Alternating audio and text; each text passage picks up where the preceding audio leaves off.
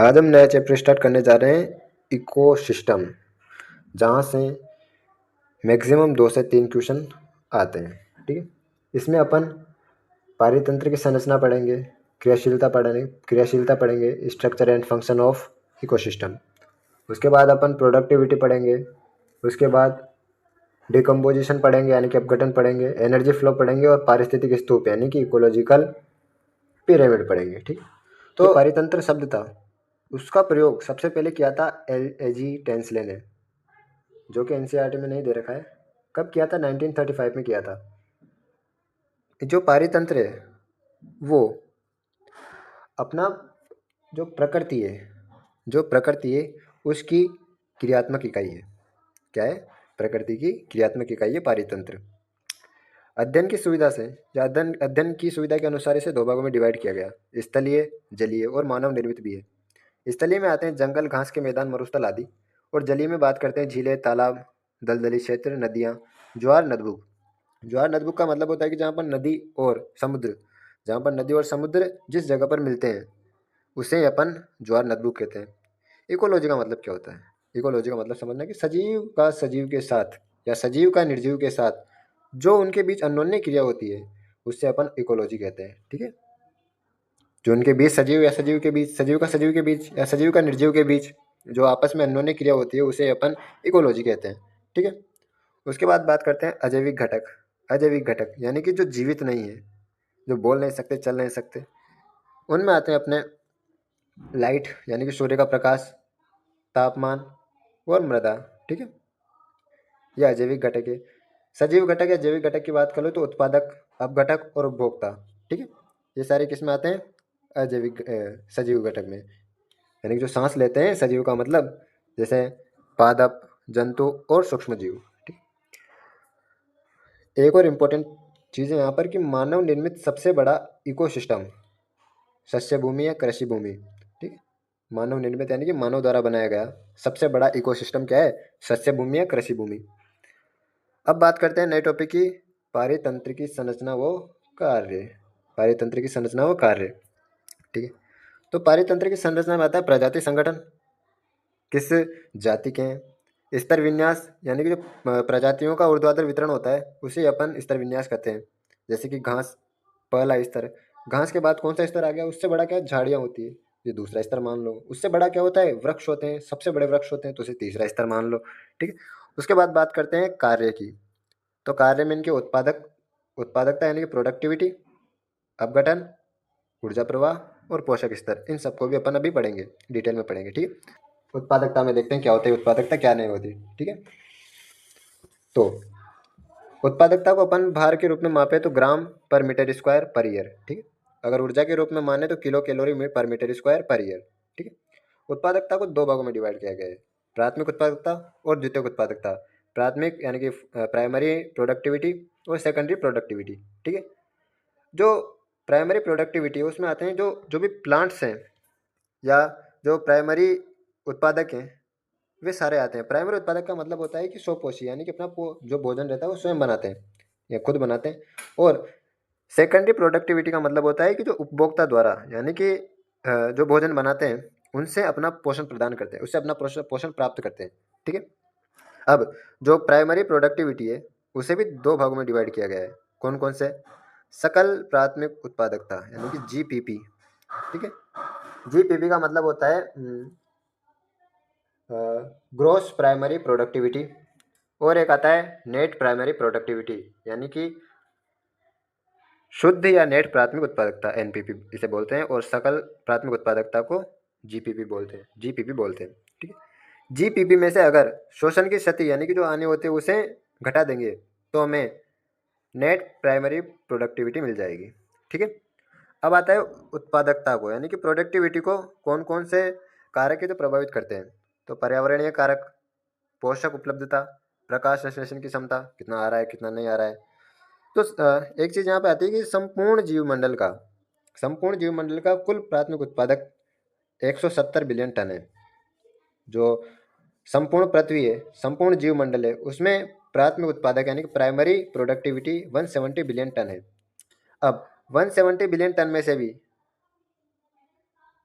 जो जलीय है वो 55 बिलियन टन है और स्थलीय 115 बिलियन टन है।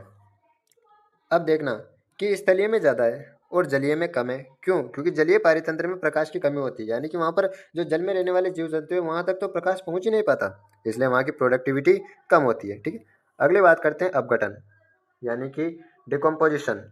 अपघटन का मतलब क्या होता है? देखना कि पृथ्वी पर विद्यमान जो पृथ्वी पर रहने वाले जीव हैं, जंतु हैं, वो मृत्यु को प्राप्त होते हैं। अब जो मृत पदार्थ है उनमें जो कार्बन डाइऑक्साइड, जल प्लस खनिज लवण पाए जाते हैं मृत पदार्थ में। अब जो खंडन होता है, क्या होता है इसमें? पहला आता है खंडन। क्या आता है इसमें? पहला खंडन। ये आता है पहला खंडन। खंडन के द्वारा जैसे केचुआ है वो क्या करता है कि जटिल कार्बनिक पदार्थों को तोड़ देता है। जटिल कार्बनिक पदार्थ का मतलब होता है प्रोटीन्स, कार्बोहाइड्रेट, लिपिड्स आदि कार्बनिक पदार्थ होते हैं। पदार्थों को तोड़ देते हैं और मिट्टी को भुरभुरा बना देते हैं, जिससे क्या होता है फसल अच्छी होती है। इस कारण केचुए को क्या कहते हैं? किसान का मित्र भी कहा जाता है। किसान का मित्र कहा जाता है। अगला आता है निक्षालन। निक्षालन का मतलब होता है कि जल में जो विलेय अकार्बनिक पोषक पदार्थ हैं, अकार्बनिक पोषक पदार्थ का मतलब है कैल्शियम, पोटेशियम, मैग्नीशियम, फास्फोरस जो भी है, वो क्या करते हैं कि जो मृदा रहती है उसमें चले जाते हैं। निक्षालन यानी कि खनन कर दिया केचुए ने, उसके बाद निक्षालन हो गए, वो कार्बनिक पदार्थ अकार्बनिक पदार्थों में टूटकर मृदा में चले गए। अब होता है उसके बाद अपचयन। अपचयन का मतलब होता है कि जीवाणु और कवक के द्वारा क्या होता है? अपचयन। अपचयन का मतलब होता है कि जो जीवाणु और कवक के एंजाइम है उनसे उन अकार्बनिक पदार्थों का क्या करता है? अपचयन हो जाता है। उस ह्यूमिफिकेशन का मतलब है कि नमी का निर्माण कर देते हैं। फिर आता है खनिजीकरण। खनिजीकरण का मतलब होता है कि अब कार्बनिक पोषक मुक्त हो जाएंगे। ठीक है, यानी कि ये क्रियाएं खंडन, निक्षालन, अपचयन, ह्यूमिफिकेशन और खनिजीकरण क्या होती है? लाइन टू लाइन चलती रहती है। ठीक है, उसके बाद अपन बात करते हैं ह्यूमस की। लो आपके लिए ह्यूमस भी ले आया। ह्यूमस की बात करते हैं, क्या क्या होता है ह्यूमस? ये गहरे रंग का होता है। कैसा होता है? गहरे रंग का होता है। क्रिस्टल रहित पदार्थ है। सूक्ष्म जीवों की क्रियाओं के लिए उच्च प्रतिरोधी है। कोलोइडल कोलोइडल पाए जाते हैं और अपघटन बहुत धीमी गति से कोलोइडल पाए जाने के कारण ये अपघटन इनमें बहुत धीमी गति से होता है। देखना अब आता है इम्पोर्टेंट, क्या है कि यदि ऑक्सीजन उपस्थित है, वातावरण गर्म और आर्द्र है, एंटोशर्करा प्रेजेंट है, तो इनमें क्या होगा? अपघटन जो होगा, इनका डिकम्पोजिशन होगा वो बहुत तेज गति से होगा। सेकंड कंडीशन, यदि ऑक्सीजन प्रेजेंट नहीं है, वातावरण भी यानी कि इन्वायरमेंट भी ठंडा और शुष्क है, वो इनके ऊपर काइटिन और लिग्निन की जमाव है, तो इनका जो अपघटन होता है वो बहुत धीमे गति से होता है। ठीक है, अगला टॉपिक आता है स्थिर शस्य फसल या खड़ी फसल किसे कहते हैं, यानी कि प्रति इकाई क्षेत्रफल में जीवित जैविकों की संख्या। इसे अपन स्थिर फसल या खड़ी फसल या शस्य फसल कहा जाता है। ठीक है, अब आता है थोड़ा मोस्ट इम्पोर्टेंट, ओ सॉरी, एक और चीज़ याद रख लेना कि जो खड़ी फसल रहती है इसका मापन शुष्क भार में किया जाता है। ठीक है, ये भी चीज़ याद रख लेना, है ना। अगला आता है कि खाद्य जाल और खाद्य श्रृंखला में अंतर।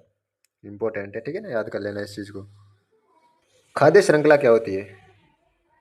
जीवों का वह क्रम है जिसमें जिसमें समुदाय के एक जीव दूसरे जीव में ऊर्जा भोज्य पदार्थ के रूप में स्थानांतरित करते हैं। यानी कि एक जीव दूसरे जीव को जो ऊर्जा रहती है वो भोजन के द्वारा स्थानांतरित करते हैं। क्या तो भी ऊर्जा प्राप्त कर ले, मैं तेरे को भोजन दे रहा हूँ। ठीक है, ये होता है पहला तो। सेकंड आता है कि इसमें जीवों की संख्या सीमित होती है, यानी कि एक लिमिट है, लिमिटेशन है कि ये जीवी यही रहेंगे। ठीक, उसके बाद सेकंड ये हो गया। थर्ड आता है कि एक खाद्य स्तर का जीव दूसरे खाद्य स्तर के जीव से जुड़ता है, यानी कि एक जीव दूसरे खाद्य स्तर के जीव से जुड़ता है। एक जीव दूसरे से जुड़ेगा क्यों? क्योंकि वो अपना भोजन है वो दूसरे को प्रोवाइड कर रहा है, क्योंकि वो उससे क्या है अपनी एनर्जी प्राप्त कर सके, इसलिए वो ये एक जीव दूसरे जीव से जुड़ने की कह रहा है। ठीक है, अगला आता है खाद्य जाल। खाद्य जाल का मतलब सीधा सा याद रखना कि जितनी भी खाद्य श्रृंखलाएं हैं या बहुत सारी जो फूड चेन है वो मिलकर फूड वेब का निर्माण करती है, फूड वेब बनाती है। ये देखो ये लिख रहा कि अनेक खाद्य श्रृंखलाएं मिलकर खाद्य जाल का निर्माण करती है। अब देखना, अपने पढ़ा था कि फूड चेन में जीव की लिमिटेशन होती है, यानी कि जीव सीमित रहते हैं, जबकि जो फूड वेब रहती है, खाद्य जाल होता है, उसमें एक जीव दूसरे जीव को, दूसरा तीसरे जीव, ठीक है। इसमें पढ़ते हैं कि अनेक खाद्य श्रृंखलाएं मिलकर खाद्य जाल बनाती है। इसमें जीवधारियां में भोजन प्राप्त करने के लिए अनेक वैकल्पिक रास्ते होते हैं। अभी मैंने बताया कि एक जीव दूसरे जीव से, दूसरा जीव तीसरे जीव से, या फिर तीसरा जीव पहले और दूसरे जीव से ही अपना भोजन प्राप्त कर ले, ठीक है। इसमें जो जीवों की संख्या रहती है, यानी कि जो अपना जो भोजन प्राप्त कर रहे हैं उनकी जो संख्या रहती है वो अपेक्षाकृत बहुत अधिक रहती है या असीमित रहती है, कोई लिमिटेशन नहीं होती, ठीक। सेकंड हो गया। थर्ड आता है कि एक जीव का उपयोग, इंपॉर्टेंट, एक जीव का उपयोग खाद्य पदार्थ के रूप में एक से अधिक खाद्य श्रृंखलाओं के जीवों द्वारा किया जा सकता है। यानी कि ये क्या करते हैं कि एक ही जीव रहता है, उसे बहुत सारे जीव खा सकते हैं। एक ही खाद्य पदार्थ के रूप में एक से अधिक खाद्य श्रृंखलाओं के जीवों द्वारा इसका जो उपयोग है वो किया जा सकता है, ठीक है। देखते हैं जैसे कि जो हरी घास है, प्लांट है, उसे चूहा भी खा रहा है, चूहे को जंगली बिल्ली भी खा रही है, चूहे को लोमड़ी भी खा रही है। हरी घास को खरगोश भी खा रहा है, खरगोश को गीदड़ भी खा रहा है। हरी घास को हिरण भी खा रहा है, हिरण को शेर भी खा रहा है। खरगोश को गीदड़ भी खा रहा है, गीदड़ को भेड़िया भी खा रहा है, भेड़िया को शेर भी खा रहा है। लोमड़ी को शेर भी खा रहा है, जंगली बिल्ली को शेर भी खा रहा है। यानी कि देख लो, शेर, जो शेर है वो जंगल का राजा है, तो क्या कर रहा है, फायदा उठा रहा है इस चीज का। लेकिन लेकिन लेकिन लेकिन ऊपर वाली बात का यहाँ से अंदाजा लगा लो कि ऊपर भी क्या कहा था कि एक जीव का उपयोग खाद्य पदार्थ के रूप में एक से अधिक खाद्य श्रृंखलाओं के जीवों द्वारा किया जाता है। कि ये नहीं कि हरी घास का उपयोग चूहा भी कर रहा है, खरगोश भी कर रहा है, हिरण भी कर रहा है, ठीक है। खरगोश को गीदड़ भी खा रहा है, खरगोश को लोमड़ी भी खा रही है, चूहे को लोमड़ी भी खा रही है, जंगली बिल्ली भी खा रही है, और जंगली बिल्ली को शेर भी खा रहा है, लोमड़ी को शेर खा रहा है, गीदड़ को भेड़िया खा रहा है और भेड़िया को शेर खा रहा है, ठीक है। यानी कि एक ही एक ही जीव का उपयोग इतने जीव कर रहे हैं, ठीक है। इसी के अलावा आपको एक चीज और बता दूं कि किसी भी पारिस्थितिकी तंत्र में, इकोसिस्टम में, जितना, यानी कि खाद्य जाल यानी कि फूड वेब जितना जटिल होगा या विशाल होगा, उतना ही पारिस्थितिकी तंत्र स्थिर व संतुलन लिए होगा। यानी कि फूड वेब बढ़िया है, ये कहना चाहता है कि फूड वेब बढ़िया है। एनसीईआरटी ये कहना चाहती है कि फूड वेब बढ़िया है। यानी कि जब खाद्य जाल बड़ा होगा, जटिल होगा, तो पारिस्थितिकी तंत्र संतुलनता बनाए रखेगा, अपनी संतुलन हुआ रहेगा। क्योंकि इसमें क्यों रहेगा, देखना कि क्योंकि इसमें उपभोक्ता के लिए, यानी प्रोडक्ट उपभोक्ता के लिए अनेक प्रकार के जीव उपयोग हेतु तो उपलब्ध रहेंगे। यानी कि उपभोक्ता जो जहाँ से उपभोग करेगा वो अनेक जीवों से करेगा, अनेक जीवों से उपभोग करेगा। तो किसी जीव के लिए किसी कारणवश हो जाने पर, यानी कि यदि कोई जीव मर गया, नष्ट हो गया, तो क्या होगा कि खाद्य जाल के स्थायित्व यानी कि स्टेबिलिटी पर विशेष प्रभाव नहीं पड़ेगा। क्योंकि खाद्य जाल में वैकल्पिक व्यवस्था होती है, यानी कि अल्टरनेटिव अरेंजमेंट होता है, जिससे क्या होता है कि उस जीव के स्थान की पूर्ति अन्य किसी जीव द्वारा हो जाती है। यानी कि ऊर्जा का प्रवाह वैकल्पिक परिपथों से होने लगता है। वैकल्पिक परिपथ का मतलब है उसके पास विकल्प है। यदि ये मर गया तो मैं दूसरे से अपना भोजन प्राप्त कर लूंगा। इस प्रकार की व्यवस्था खाद्य श्रृंखलाओं में नहीं होती है। यानी कि जो है व्यवस्था होती है कि एक जीव दूसरे से, दूसरा तीसरे से, तीसरा दोनों जीवों से, ये क्या होती है, खाद्य जाल में नहीं होती है, सॉरी खाद्य श्रृंखला में नहीं होती है। क्योंकि खाद्य श्रृंखला में लिमिटेशन होती है। खाद्य श्रृंखला में लिमिटेशन क्या होती है कि एक जीव दूसरे जीव को ही भोज्य पदार्थ के रूप में ऊर्जा स्थानांतरित करेगा। यानी कि एक जीव दूसरे जीव को खा सकता है, ऊर्जा स्थानांतरित कर सकता है। खाद्य जाल क्या होता है कि समुदाय में जीवों के बहुदिशीय संबंधों को प्रकट करता है। खाद्य जाल में ऊर्जा का प्रवाह, वेरी वेरी इंपॉर्टेंट, इसे लिख लेना, मैं नोट्स में लिखना भूल गया कि खाद्य जाल होते हैं उसमें ऊर्जा का प्रवाह एक दिशीय होते हुए भी अनेक वैकल्पिक परिपथों से होकर होता है, जैसा कि आप डायग्राम में देख सकते हैं, ठीक है। डायग्राम में देख सकते हैं कि एक जीव दूसरे जीव का, दूसरा तीसरे का, तीसरा दोनों का, ठीक है। ऐसा इसमें चलता जाता है, ऊर्जा का प्रवाह होता जाता है, ठीक है। अब आता है अगला, हमारे लिए नीट के लिए भी इम्पोर्टेंट है और ऐसे भी इम्पोर्टेंट है कि स्थलीय पारितंत्र होता है, उसमें अपरद खाद्य श्रृंखला ज़्यादा होती है परभक्षण खाद्य श्रृंखला से। अपरद यानी कि मिट्टी की खाद्य श्रृंखला ज़्यादा होती है, परभक्षण यानी कि दूसरे जीवों का परभक्षण यानी भक्षण करने से। ठीक है, ये आपके लिए इंपॉर्टेंट है भाई, ये आपके लिए इंपॉर्टेंट है। ठीक है, नीट के लिए भी इसे याद रख लेना, क्योंकि कई बार आ जाता है कि स्थलीय पारितंत्र में अपरद खाद्य श्रृंखला यानी कि डीएफसी ज़्यादा रहेगी जीएफसी से, यानी कि परभक्षण खाद्य श्रृंखला से। ठीक है, या परभक्षण खाद्य श्रृंखला कम रहेगी अपरद खाद्य श्रृंखला से। ठीक है, इसके बाद पिरामिड। पिरामिड चार्ल्स एल्टन नामक वैज्ञानिक ने दिया था। कब दिया था? 1927 में चार्ल्स एल्टन ने। ठीक है, याद रखना है सभी, चार्ल्स एल्टन ने पिरामिड नाम दिया था 1927 में। ठीक है, क्यों दिया था देखना। अब जब पिरामिड को चार्ल्स एल्टन ने 1927 में नाम दे तो दिया, फिर इसी कारण इसे एल्टोनियम पिरामिड कहा जाने लग गया। क्या कहा जाने लग गया? एल्टोनियम पिरामिड्स कहा जाने लग गया। अब क्या होता है कि ये स्टेप 3 प्रकार के होते हैं, संख्या का पिरामिड, ऊर्जा का पिरामिड और जैव भार का पिरामिड।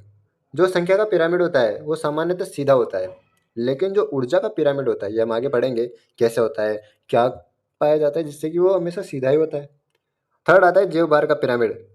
जैव भार का पिरामिड स्थल में तो सीधा होता है, बट समुद्र में उल्टा होता है, क्योंकि समुद्र में नीचे तक क्या होता है, प्रकाश नहीं पहुंच पाता। क्या पहुंच नहीं पाता? प्रकाश नहीं पहुंच पाता, इसलिए वहां पर जो जैव भार रहता है वो उल्टा रहता है। ठीक है, तो ये यहाँ से इंपॉर्टेंट है। ठीक है, इन्हें भी याद कर लेना, यहाँ से नीट में पूछा जा सकता है कि संख्या का पिरामिड सामान्य तो होता है सीधा, ऊर्जा का पिरामिड सामान्य तो होता है, हमेशा सीधा ही होता है, सामान्य तो होता ही नहीं है। जैव भार का पिरामिड स्थल में सीधा, लेकिन समुद्र में उल्टा। ठीक है, थर्ड बात करते हैं अपन एनर्जी फ्लो की। क्या आता है एनर्जी फ्लो का मतलब क्या होता है? देख सुनना, कुछ बातें बताता हूँ इसके बारे में जो कि इंपॉर्टेंट है। जितने भी पारिस्थितिकी तंत्र हैं उनके लिए ऊर्जा का स्रोत सौर ऊर्जा है, समुद्र के जलतापीय पारितंत्र को छोड़कर, क्योंकि वहाँ पर क्या होता है कि जो प्रकाश रहता है वो समुद्र के तल तक नहीं पहुँच पाता, इसलिए वहाँ के पारितंत्र को छोड़कर जितने भी पारिस्थितिकी तंत्र है उनके लिए एकमात्र ऊर्जा का स्रोत क्या है? सौर ऊर्जा है। अब सुनना कि इंसिडेंट सौर विकिरण का 50% भाग ही प्रकाश संश्लेषण में काम आता है, या प्रकाश संश्लेषण का जो 50% से कम भाग है वही प्रकाश संश्लेषण सक्रिय विकिरण के लिए काम आता है ना, फोटोसिंथेटिकली एक्टिव रेडिएशन। ठीक है, ये क्या कहता है? काम आता है 50% या 50% से कम। ठीक है, ये भी इंपॉर्टेंट है। उसके बाद पादप में बात करते हैं कि फोटो सिंथेटिकली एक्टिव रेडिएशन का 2 से 10% भाग ही प्रकाश संश्लेषण में प्रयोग किया जाता है, कि 100% में से ओनली 2 से 10% भाग ही क्या होता है कि प्रकाश संश्लेषण में काम आता है पादपों में। पारितंत्र की बात कर ले तो फ्लोट, पारितंत्र क्या करता है? फ्लोट, फ्लोट का मतलब होता है फर्स्ट लॉ ऑफ थर्मोडायनेमिक्स। इसमें एक वैज्ञानिक ने इन्होंने बताया कि ऊर्जा का न तो निर्माण किया जा सकता और न ही इसका विनाश यानी कि इसे नष्ट किया जा सकता, इसे केवल ट्रांसफर किया जा सकता है।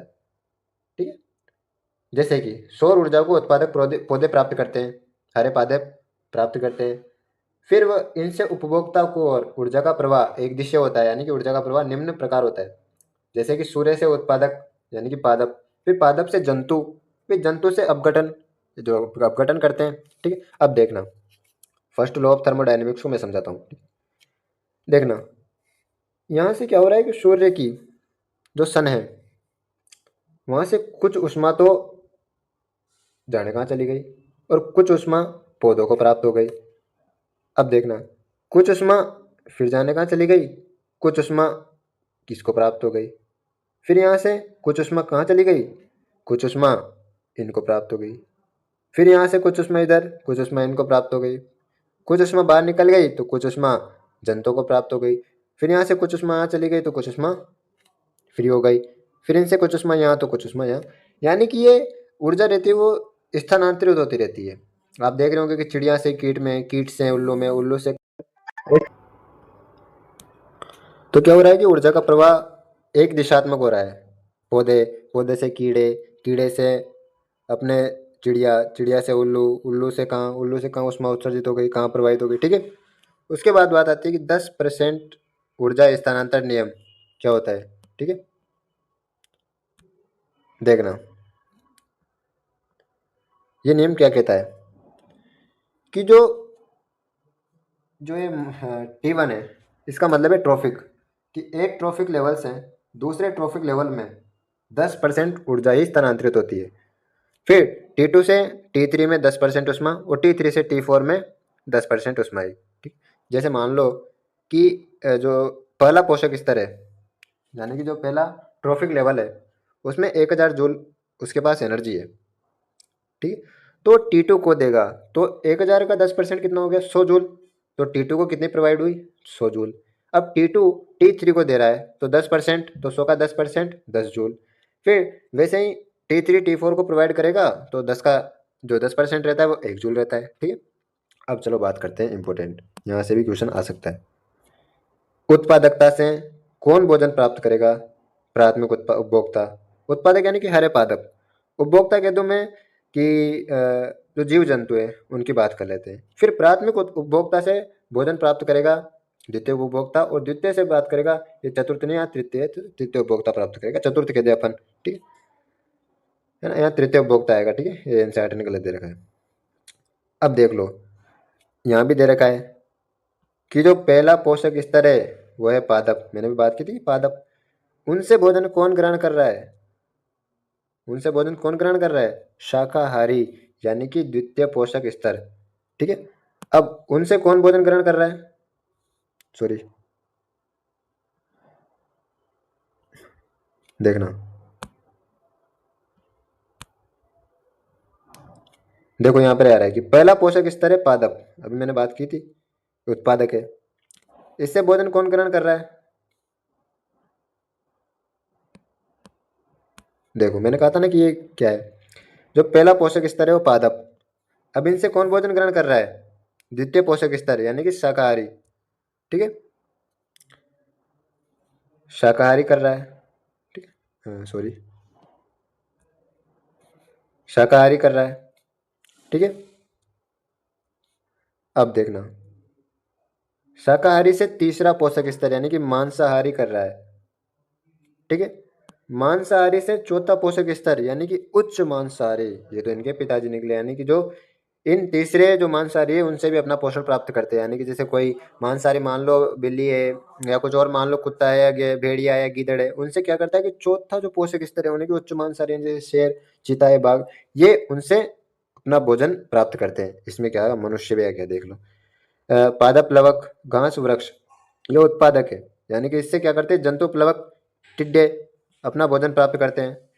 फिर जंतु प्लवक टिड्डे और गाय से पक्षी, मछलियां, भेड़िए, और इनसे मनुष्य या शेर। ठीक है, ये चलता रहता है।